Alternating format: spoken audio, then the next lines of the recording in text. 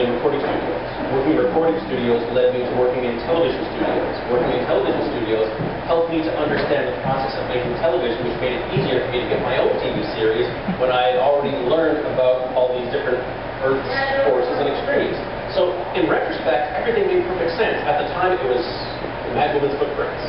If I went back and asked your parents, would they have said that they saw this coming? Like, were you the kid who was like, climbing up with the ladder with your bike on your back?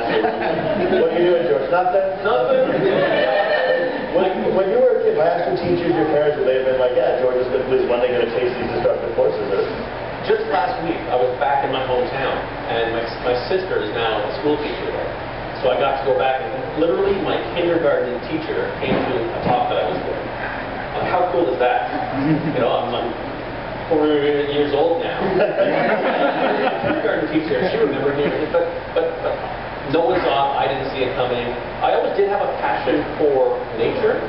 I could name every single exotic, weird dinosaur with a proper pronunciation. My heroes were Jacques Cousteau and Indiana Jones. So you take those two things together, and that's pretty much what life has ended up being. Now, you were the first man to ever film inside a tornado, a hurricane, and a volcano. Yeah, first person to ever do all three. Okay. Now, my question is a couple questions. One, did you set out to do that, or is it, did they call you afterwards? Like, guess what? No.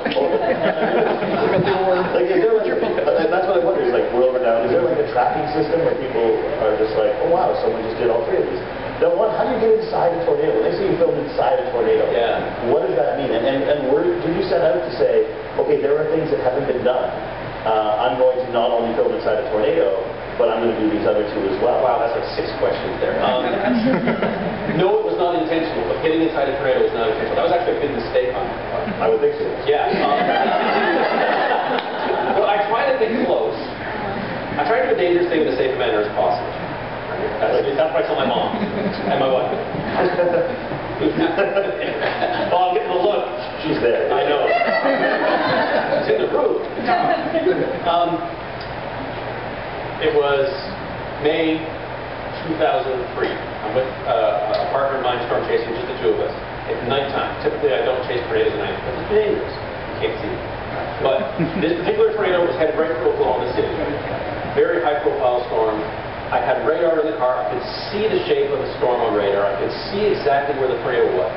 I was listening to the local radio, and it's actually the TV broadcast being sent on the radio. And it was, and I was basically getting this like sports play-by-play, so I knew exactly where the storm was. I knew exactly where the tornado was.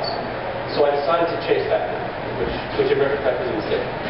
So I'm heading north, and all of a sudden there's all these people around, and then there's fewer people, and then there's a few other storm chasers, and then there's nobody. That's a bad sign. And then when storm chasers fail, this is bad. Yeah. And then stuff just started flying, literally. Transformers were exploding beside the car. 2x4s flying through the air. It was like driving through a swarm of bees. I immediately had to crank the wheel, floor the gas, and try and keep up with the wind to lessen the impact of all the stuff hitting the car. And I hid behind a shopping mall, and you can see this dark mass just basically pass right over us. And it took about 15 minutes for my leg to stop shaking. And I turned to my chase car